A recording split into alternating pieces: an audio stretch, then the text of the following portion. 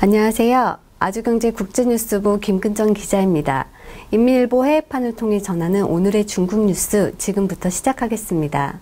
3월 7일 인민일보 해외판 헤드라인은 신형 정당제도 중국의 지혜를 보여주다입니다. 중국만의 독특한 정당제도에 대한 자부심을 과시한 것이죠.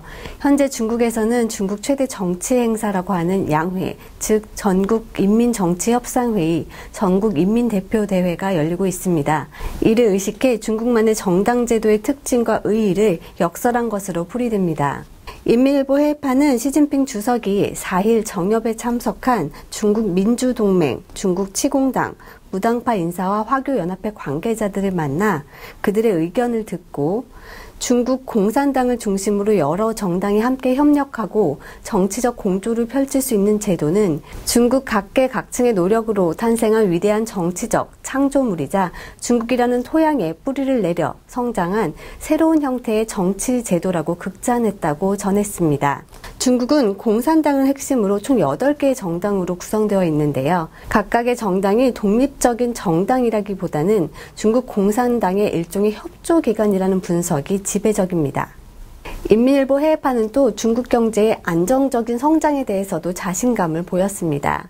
일면 망해루 논평을 통해 지난 5일 전인대 개막식 정부 업무 보고에서 리커창 총리가 올해 성장률 목표치로 6.5% 안팎을 제시했음을 언급하고 지금까지 시진핑 동지를 핵심으로 하는 공산당의 지도 아래 이미 많은 성과를 거뒀고 또 앞으로도 충분히 잘해낼 수 있다고 목소리를 높였습니다.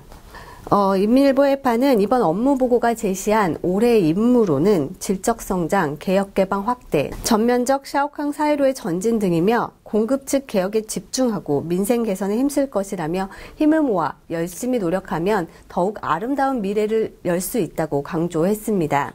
그리고 이어 이면 톱 기사로 중국 질적 성장과 6.5% 성장률 달성에 충분한 자신감이 있다라는 중국 국가발전개혁위원회 관계자의 발언도 전했습니다.